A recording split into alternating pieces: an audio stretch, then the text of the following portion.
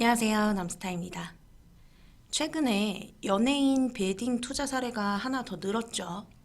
가수 서태지 씨가 보유하던 논현동 빌딩을 매각했다는 소식입니다.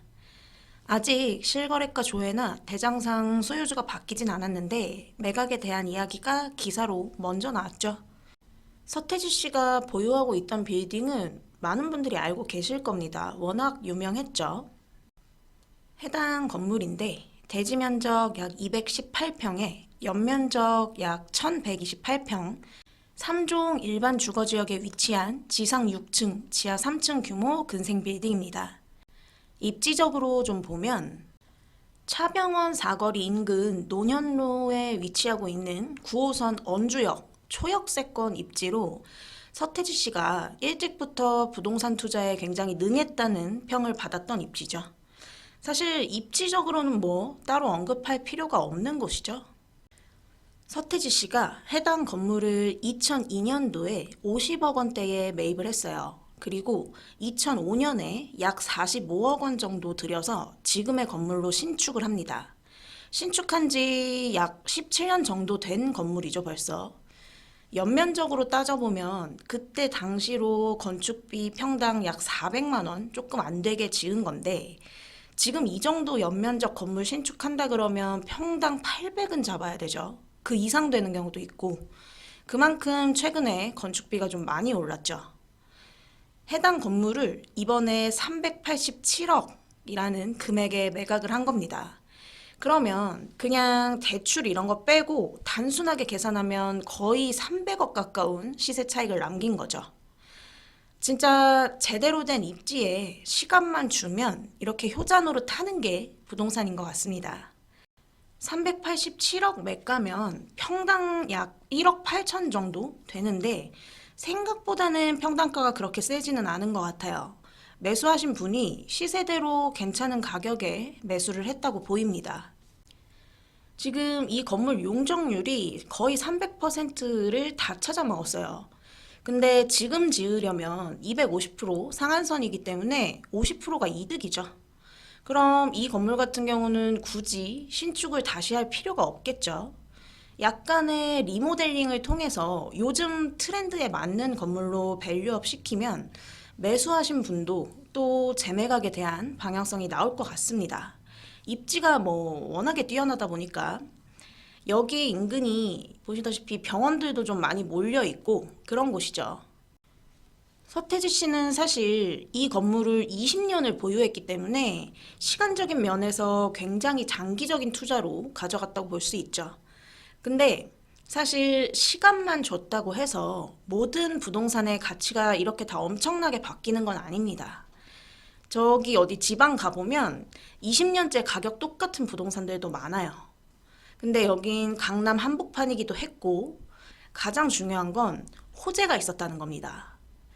서태지 씨가 이 건물 매입한 게 2002년이고 2009년도에 개화에서 신논현까지 9호선 지하철이 1단계 개통을 하죠.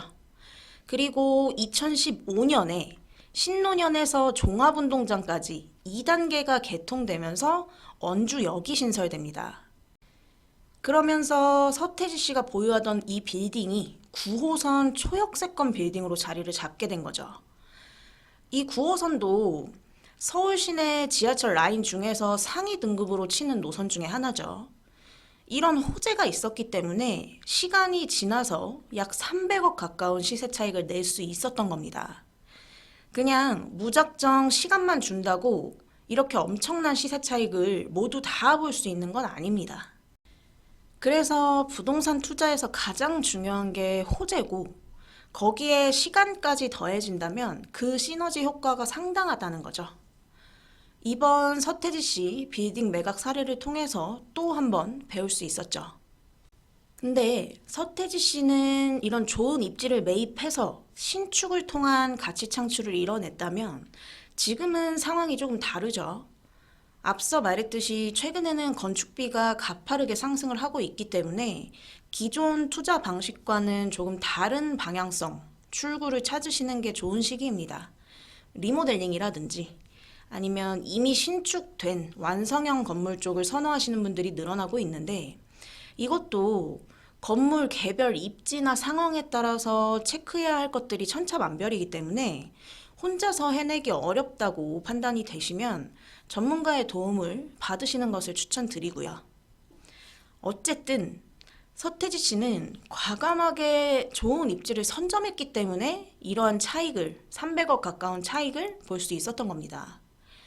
요즘 빌딩 투자 생각하시는 분들 중에 거의 반 이상은 몇 달 내내 물건만 알아보다가 결국 투자를 못 하시거든요.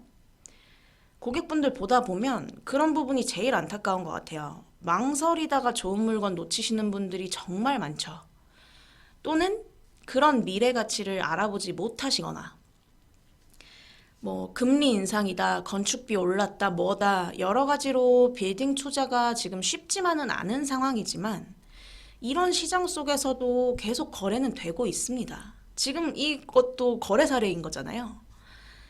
이런 거래 사례를 보면 결국 입지 괜찮은 곳들, 가격적인 메리트 있는 곳들, 황금성 나오는 건물들, 제가 꾸준히 얘기하는 조건이 갖춰진 건물들은 지금도 계속 거래가 되고 있어요. 그 말은 지금 빌딩 시장이 누구나 진입할 순 없는 시장이지만 누군가는 괜찮은 곳에 진입을 하고 있다는 거죠, 분명히. 이거 꼭 기억하시면 좋을 것 같습니다. 오늘 영상은 여기까지 하도록 하겠습니다. 빌딩 관련 문의는 문자 남겨주시면 연락드리겠습니다.